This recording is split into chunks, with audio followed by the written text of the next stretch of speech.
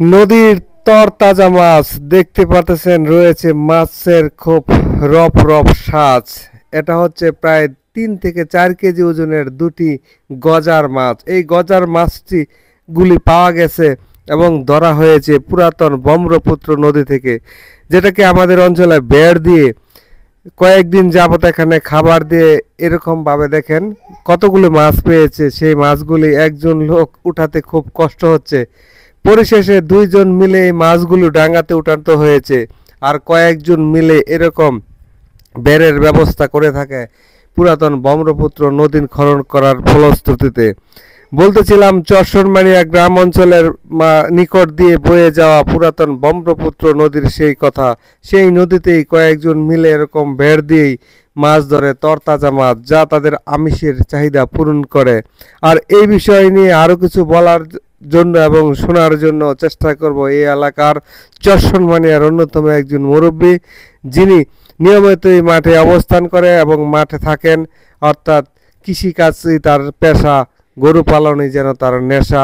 আমরা শুনবো তার কথা। তার আগে দেখে নেন এই গজার মাছের কি অবস্থা। গজার মাছটি বিশাল বড় এবং এরকম গজার মাছ প্রায়ই তারা পেয়ে থাকে এই বেড় থেকে।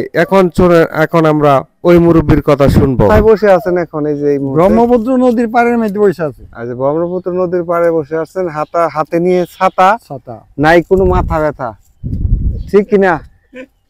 আর এখানে কি দেখতেছেন? এখানে মাছ ধরা হইতেছে, তাই দেখতেছি।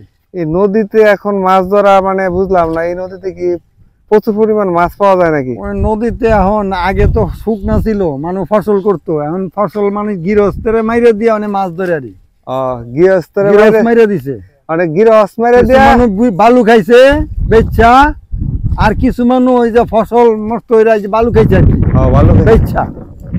আর এখন খাইতেছে এখন গৃহস্থরে মাইরে দিছে। আর এই তারা কি করবো না, এই গৃহস্থরা পানি ফেলাইতেছে, তারা মাছ ধরতেছে।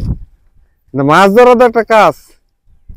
এই মাছে প্রচুর পরিমাণ প্রোটিন রয়েছে, ভিটামিন রয়েছে। এখন তাদের মাছ ধরা কি ফেসাব নাই কি কইলো? মাছ ধরা এগুলো উঠতেছে, মাছ ধরা হলে পেশা, অর্থাৎ মাছ ধরা তাদের পেশা না, মাছ ধরা তাদের নেশা। নেশা, হ্যাঁ, মাছ ধরা নেশা, এটা সঠিক। কিন্তু তারা প্রত্যেকে এই অঞ্চলের কৃষক।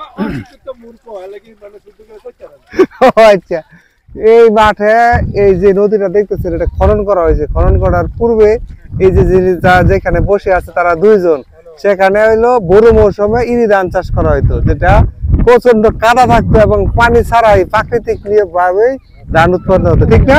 জি। আর এখন সেটা হচ্ছে যেন মরুভূমি, পানি ছাড়া কিছুই বুঝে না। এই ধান দেখেন চাষ করা হয়েছে, সেটাতে সেরকম ধান আর হবে না, দেখতে পাচ্ছেন।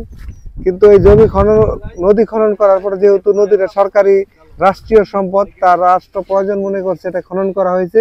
খনন করার পরে এই এলাকার সচ্ছল মানুষদের, যারা মাছ ধরতে সচ্ছল আর কি, তাদের জন্য উপকার হয়েছে। আর যারা মাছ কিনে খায় তারা এখান থেকে কিনে নিতে পারে।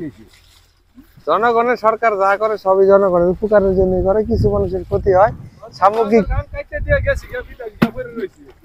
গান কাটতে দিয়ে চলে গেছে, আপনারা মাছ ধরতে পারতেছেন? মাছ কি কি মাছ পাইছেন নিয়ে আসেন দেখি।